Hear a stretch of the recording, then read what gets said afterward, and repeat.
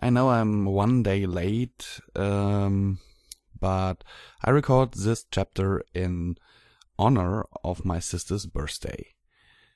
Happy birthday, sis. Children of the Night, Chapter 14. Diamond, Ponyfriend. Diamond rushed through the halls of Canterlot Castle.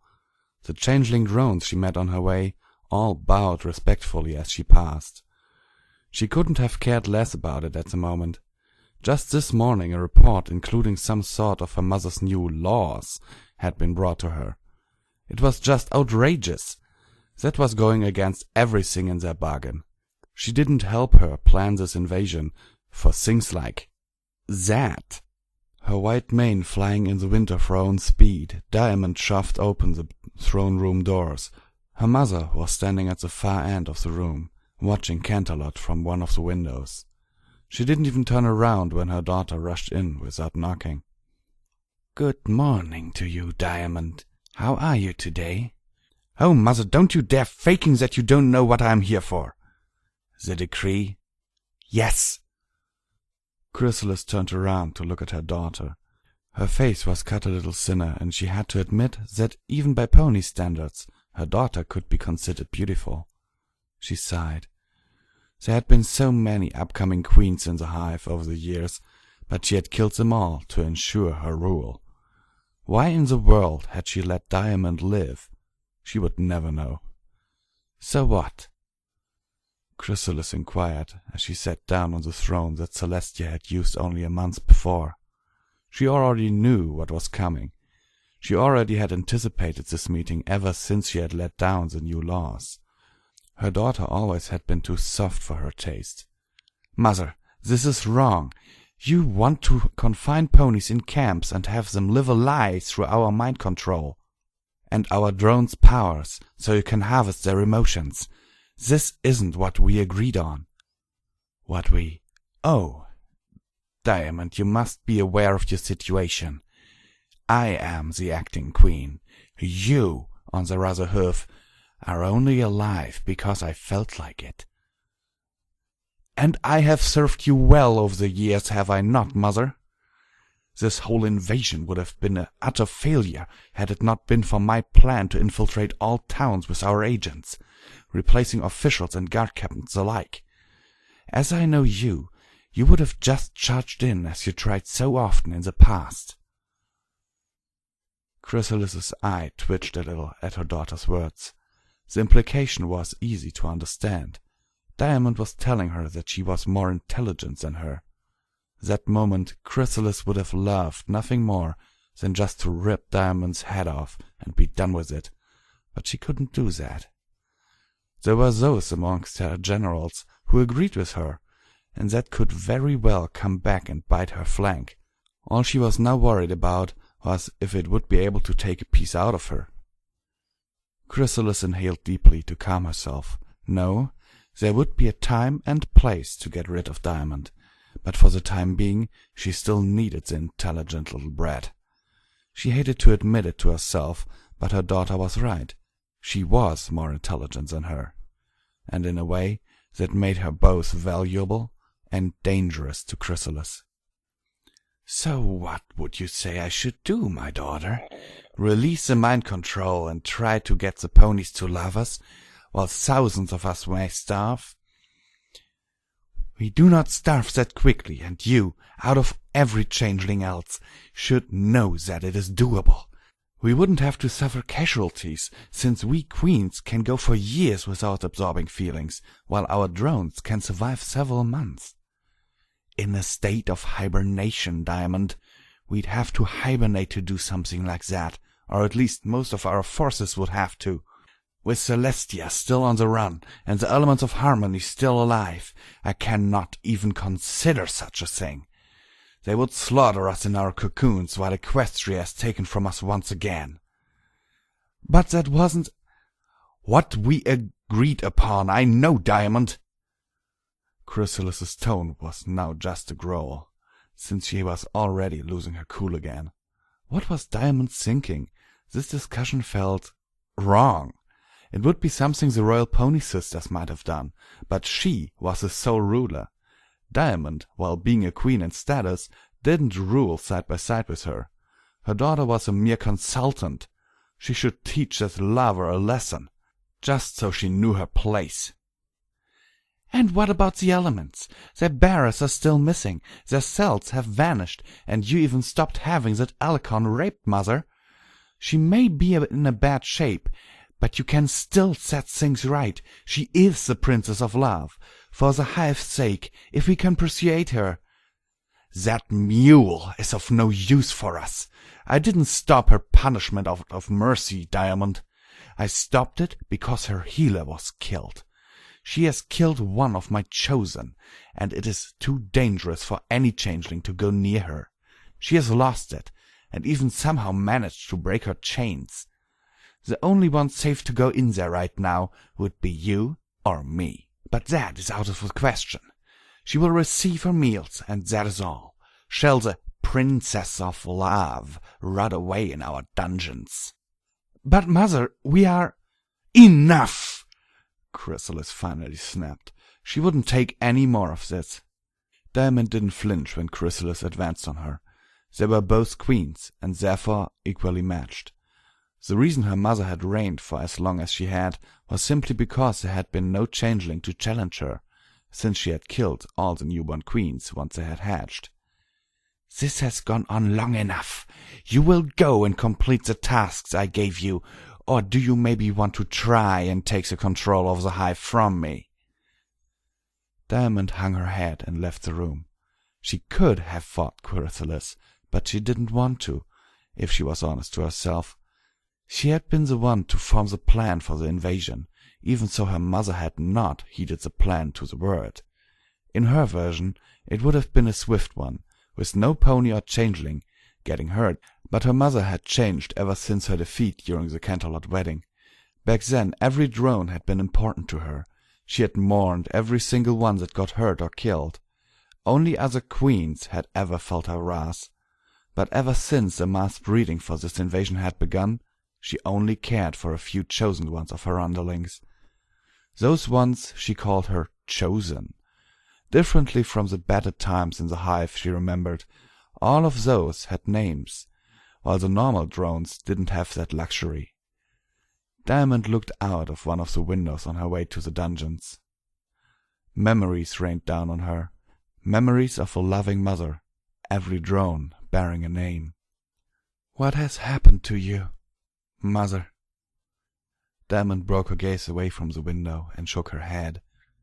She had made up her mind. This had gone on long enough. Taking revenge on those who hurt you was all well and good, but there was a thing as going too far. Cadence was sitting in her cell, just having finished her breakfast. Her thoughts were a haze of different emotions, and this was one of the few times she was able to think clearly, keeping her emotions under control. She suspected that it had to do with the other changes she had gone through. Her pink fur had almost completely fallen out. Her skin beneath was now turning gray and black in places. Cadence just didn't know what was going on anymore. Over the last few weeks she had suffered greatly, and she had chalked those physical changes onto her stress at first, until she had the opportunity to speak with the changeling coming to her every evening. He had told her what these changes were. He had tried to help her, but she had somehow killed him. She didn't know what had happened herself. For one moment she was talking to him, the next he lay on the floor, his head split in two. Her chains had been gone, and she could feel a lingering feel of magic in the air, but her horn was still silenced, so it couldn't have been her, could it? Besides, the magical aura she felt was twisted and insane. Even so, there were small traces of her own magic in it. She couldn't bring herself to believe she had killed some pony that had wanted to help her. The door to her cell swung open, and Cadence looked up, a little confused. For almost a week now, no pony had come into her cell. Only the food was delivered through a small cat door on the bottom end of the door. As her eyes adjusted to the bright light shining into her cell, she saw the outline of Chrysalis! Weak and sick as she felt, Cadence sprung to her hooves. holding her head down while charging at the changeling queen. She might not be able to use any of her magic, but her horn would still be able to impale her opponent. But before she could reach her, she was enveloped in a gentle aura of pale white magic. The feelings she sensed in this magic were not aggressive in the slightest. It was pity, regret, sympathy. "Wait, I'm not here to hurt you." Cadence stopped, struggling in the telekinetic grip. Now that her eyes had adjusted to the light, she inspected her visitor a little closer. It surely was a fully grown changeling queen, but it wasn't Chrysalis, as she had thought at first. Her chittine coat was a lighter shade of black, her mane and tail a pure white like winter snow. Also her features were a little different. She almost looked beautiful. "Who are you?" "My name is Diamond, and I have come to talk to you. Can I trust that you will not try to harm me when I release my magic?" Cadence thought for a moment, her emotions already welling up again, but she did her best to suppress them. If Diamond wanted to talk, she might be able to get some useful information out of her. She couldn't pass that chance. Cadence nodded. Gently she was put back on the ground before the magic around her fizzled away. "So what does a changeling queen want to talk to me about? Do you want to offer me your conditional surrender?" Cadence's words had been meant to mock the queen, but to her disappointment she didn't take the bait. Diamond thought for a moment before she nodded, which left Cadence in utter shock. Her eyes were wide as saucers and her muzzle hanging wide open. "What? You can't be serious?" "Oh, but I am serious. But please hear me out before we get out of here. There are a lot of things you must know." Cadence nodded, still a little in shock that Diamond wanted to surrender to her. "My name you already know," Diamond stated as she settled down and gestured for Cadence to do the same, the cell door standing wide open all the while. As the alicorn settled down on the floor opposite to her, she continued. "I am a changeling queen, which you also already know, but what you don't know is that I have no real power in the hive. All power I wield is given to me by Chrysalis. Usually there can be only one queen in a hive, so they have to fight each other to determine who is the fittest. Chrysalis has always feared that a queen more powerful than her might hatch, so she killed the larvas that turned out to be queens, before they were fully grown. I, on the other hand, was spared for some reason, and until now I have never made her regret it. It was me who forged the invasion plans on Equestria." Cadence opened her mouth to say something, but Diamond just continued over her. "But Chrysalis has not followed my plans completely. If she had, you wouldn't be here, nor would you be in this state. In my plan, no pony nor changeling was supposed to be hurt or killed, but Chrysalis has changed recently. I think it might be the power that went to her head. I can sense a familiar insanity in you as well. But for you I can do something, for her I can't, unless I was willing to strike her down, which might be for the best for the hive." Cadence continued to listen, devouring every word. "So you know what is wrong with me?" she finally asked. "Of course. It is a phenomenon that is rarely observed, since changelings usually don't mate with other races. Usually you would be dead by now, if I am honest. Our body fluids are pure poison for ponies, but you are an alicorn. You might not be a full alicorn like Celestia and Luna, but that still makes your body more resistant to poisons and sicknesses. Celestia and Luna can't get sick, while your immunity is raised considerably by you being an half-alicorn." Cadence blinked. "Half-alicorn? What do you mean? I am an alicorn." Diamond sighed. "I could explain to you now how I broke into Celestia's private study and found some very interesting documents, but I can sense a mistrust in you. Unless she herself confirms what I say, you won't believe me one way or another." "So you say you could do something for me?" "You are currently experiencing a turmoil of emotions. It's hard for you to control them. I, as a queen, can steal those emotions from you, and with them the painful memories that cause them. I cannot, however, revert the change your body is going through. That is beyond my powers." "Wait, what change?" "You're a half-alicorn. Since it can't fight the poison in your system, it is trying to absorb it. You are slowly turning into a changeling yourself, in appearance at least. I can't tell what that change will do to you otherwise, but once it's completed, you will look like a changeling queen, just like I am one." "So, you were once a pony?" "No way, I was hatched in the hive. I told you, you will look like one. You won't actually be one. So, do you want me to take away your memories of your painful experiences, or do you want to continue to suffer until you get over them?" Cadence was hesitant, and didn't trust Diamond completely yet. But thus far she could have killed her or tortured her several times over, so she decided to give her a chance to prove herself to her. She nodded. Diamond was relieved when the Alicorn princess gave her permission to take away all the memories she had made over these past few weeks. Reluctantly she let her horn flash with her pale white magic, scanning and extracting the memories from the Alicorn's mind. Her digestive system would have quite a hard time with those, which is why she had hated to do it, but this time she would endure the pain that came with it. What she hadn't told the princess was that she would have to relive all those memories while her body processed them, a reason why queens usually only took pleasurable memories.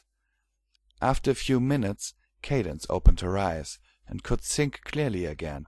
Strange enough, she felt much better than before. She didn't even remember why she had been so angry and hurt in the first place. But there were gaps in her memories she couldn't explain. "You will get used to it. Extracting memories is hard on the mind. Just don't try to recall them and you'll be fine," Diamond said, panting heavily. Cadence, who was finally able to think straight without having to control her emotions again, blurted out the first things that came to her mind. "What about Shining Armor, Twilight Sparkle, Celestia, Luna, and the Elements of Harmony?" Actually, I don't know. I know Luna has been captured, but there is nothing I can do to help her. Chrysalis has put up a barrier around her prison, and only she can get through. But listen, Princess, I can bring you out of here. The guards have left the dungeon on my order. I can tell you the rest on the way to safety." "Safety?" "There is a resistance movement led by Celestia and the Children of the Night. I will bring you to them. What you will do with me afterwards is up to you."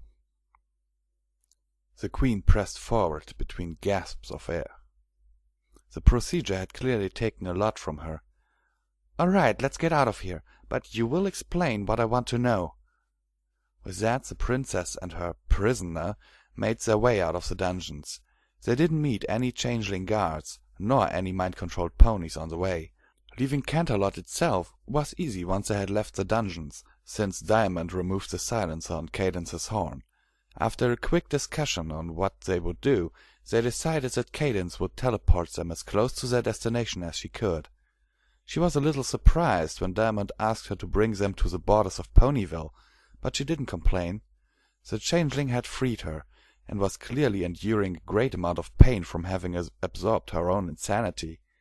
She owed her at least that much trust.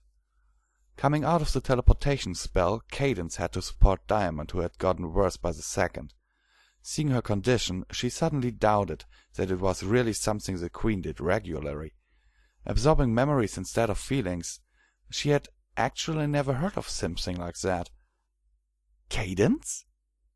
A sudden call from the other side of a multicolored barrier snapped Cadence out of her thoughts. There stood Celestia, her pastel mane flowing in a non-existent breeze, with a unicorn mare standing next to her. Celestia could not believe her eyes.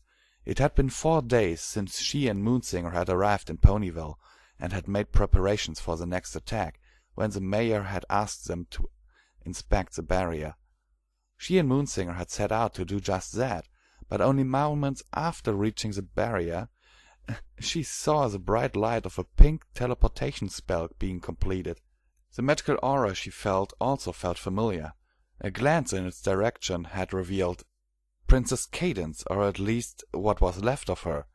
She looked like she was in a bad shape, but Celestia instantly knew what was going on.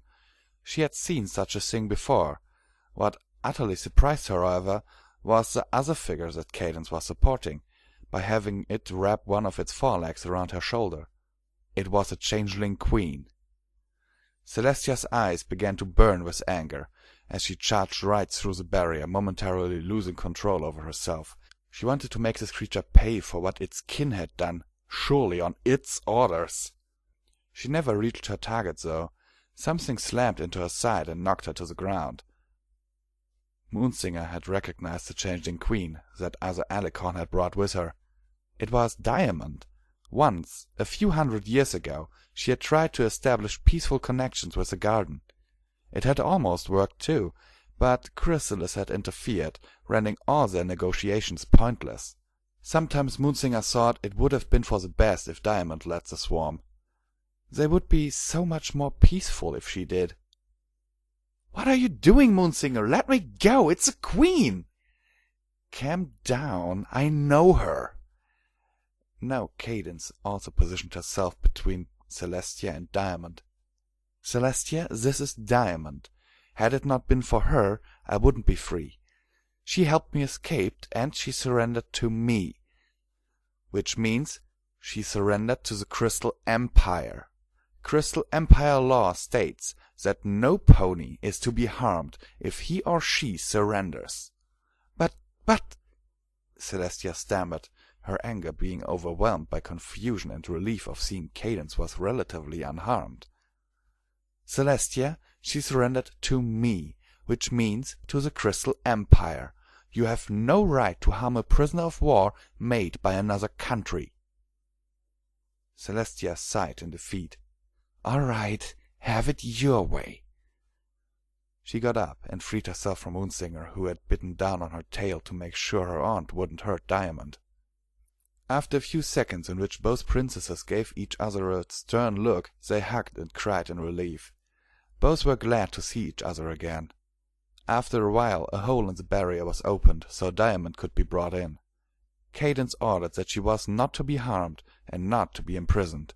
Instead, a room in the Hay and Oats Hotel was to be prepared for her, with 2 guards standing watch, not so much to keep her confined, but to keep her prisoner from being harmed by others.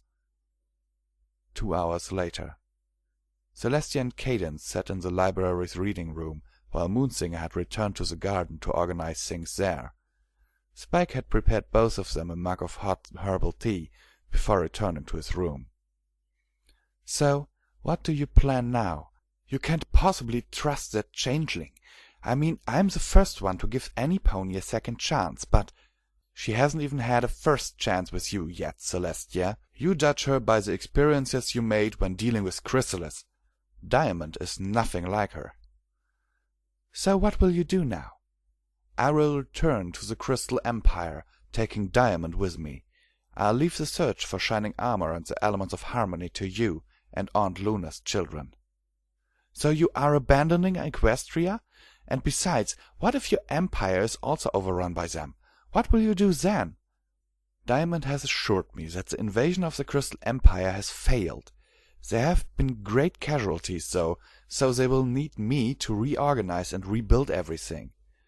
"So you are abandoning us?"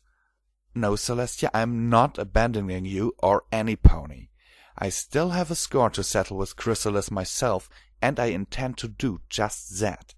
Once I am back in the Empire, I will mobilize any willing pony for its defense and Equestria's freedom. This is the land my husband and I grew up in, and I am not leaving it to suffer under Chrysalis's hoofs." "So you will help us then? That at least is reassuring. But do you really have to take her with you? What if she changes her mind and decides to impersonate you instead? Then we will wait here for reinforcements that will never come." "You do not have to worry about her, Celestia. She has surrendered to me, and even has removed my hornlock. But tell me, she also told me you could tell me something about my condition my body is in. She said you knew something that no pony else does. Involuntarily, Celestia touched the necklace she wore, before looking up at Cadence. Yes, I do know something about it, but do you really want to hear it? Yes. Okay, I seem to reveal my secrets more often than any time I can remember lately anyway. For what your condition is, you must understand how the changelings came to be, and you must know about the fourth race. Celestia sighed and looked out of a window before continuing. Thousands of years ago, there was a fourth tribe, the Alicorns. They were emotionally unstable and could eventually get corrupted if they didn't keep their emotions under control. What happens when an Alicorn gets corrupted is best explained by taking Nightmare Moon as an example. Luna was corrupted by her jealousy and the fear for her children. That can happen to any full Alicorn. Any hoof, like cutie marks, mark a pony's special talent. For Alicorns, they mark what part of nature they are linked to. It was a peaceful tribe until the first corruptions. They started to wage war against one another and the other tribes as well. Soon the non-corrupted Alicorns were a minority and had to resort to a desperate measure. They sacrificed themselves and created the elements of harmony out of their souls. The last surviving 6 of them then wielded them against the corrupted Alicorns. Their souls were sealed within the 7th element. Maybe it is unfair to call it that, but I still do. She pointed at her necklace. This is the Alicorn stone. When the elements were discovered by Princess Platinum back when I was just a filly, this stone lay with them. The purpose of that had been to let the elements of harmony seal the souls of the Alicorns for eternity, but it didn't work out. The elements were used by Platinum once, even though I don't know for what purpose. Maybe she just did it for study or out of curiosity. I wouldn't know. However, she used the 7th element together with the main 6. It resulted in one single soul being released out of the Alicorn element. It didn't find a host right away and supposedly didn't want Platinum, so it merged with a bee. And that was the birth of Chrysalis. Chrysalis herself is nothing more as one of the corrupted Alicorns of old, whose form and behavior has changed due to her merging with a bee. How it came to be that they fed off emotions, I can only theorize of. I guess she needs them to feed her corrupted self, while the creature she spawns actually needs them to live. Platinum did never once warn any pony about it, since I think she didn't know what she had caused. She always was a bit naive when it came to magic. However, when Luna and I used the elements, 2 more souls escaped. It was then that these souls changed us into Alicorns. Into full Alicorns. Different from a bee, who has no consciousness of its own, we wrestled down the foreign wills that tried to overtake us. I discovered what had caused this invasion into our beings, and decided that, even so the elements are needed to defend Equestria, the Alicorn stone shall never be used along with them again. That is why I still wear it. I want no pony to endure the same fate as Luna and me. But why didn't my ascension? Because you are an ascended Alicorn, not a full one. You are not immortal, and will never have to deal with the emotional hurricane Luna and I have to deal with. However, your condition might change that. It might come the day when it will get hard to control your emotions. That is all thanks to your transformation. Are you a half Alicorn now? You will be 3/4 once it is done. I'm terribly sorry, but there is nothing I can do to reverse the process or halt it. Your body will continue to embrace the poison, and maybe at one point even start to ask for it. What do you... It might overcome you to consume changeling body fluids. That is what I mean. You might encounter symptoms similar to drug withdrawal. Then it's good I take Diamond with me. Celestia sighed. She had hoped that the revelation of the element's role in Chrysalis's birth and the story about the Alicorns of old would make Cadance stay so she could watch over her, but it was no use. Cadance really had grown into the role of a ruler, and was now not sitting there as part of her family, but as an ambassador.